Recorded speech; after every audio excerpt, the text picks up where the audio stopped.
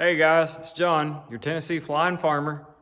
It's day 6 now, and well, actually I guess it's kind of more than that because it's after 1 o'clock in the morning again. But anyway, biggest news is we did manage to finish harvesting soybeans and brought all the equipment home in the dark last night. So at least we're done with that. Now it's on to planting wheat, and we have to work cattle here coming up soon and hopefully spend some more time on this thing. So let's get to it.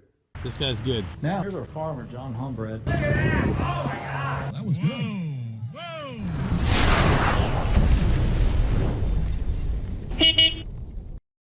Like I said, it's after 1 a.m. and I've had a long day outside today, but anyway, I am here and in the shop and working, and I'm determined to do something every day for you guys just so I can say I've made a little progress.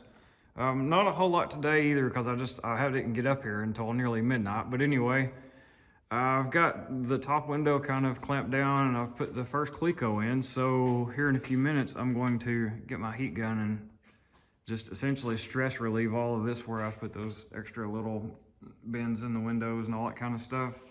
Make sure there's not anything that's just extremely binding or it's not mounted under pressure. I know this glass doesn't like to be installed with any kind of real tension or stress on it. If it is and it gets vibration from the airplane or whatever, later on down the road, what'll happen is you'll have cracks that most likely originate from this corner. That's where a lot of the stress happens, is in the corners, especially in the corner curve like that.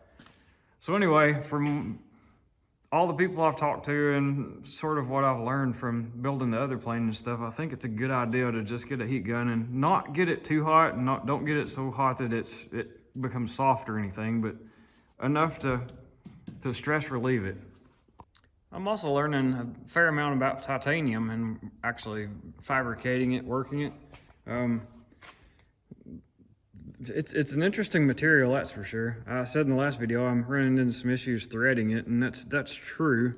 What I've kind of found out is it takes a lot of cutting fluid, cutting oil.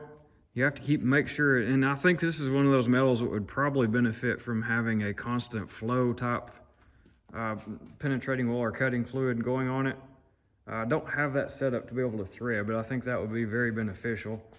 Anyway, it generates heat quick. So what I've kind of found out is I do this until I start feeling the die handle get good and hot, and then I just quit and walk away for a while. And that seems to be what's working better than anything else I've tried. Just lots of cutting oil and walk away when it starts getting too hot.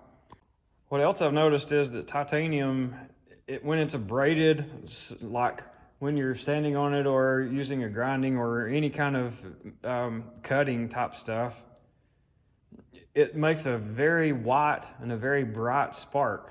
So while researching this, I also found out that titanium's dust or titanium shavings are very flammable. I've also had several people ask about the weight benefits, weight savings from going to titanium with some of these finished products like the steering rod. I don't have this one threaded yet, so there'll be just a tiny bit of extra weight when I cut the thread saved off of it. Anyway, the difference, here's the chromoly one from the factory. Get on here is 4.2 ounces. When we switch over to the titanium one,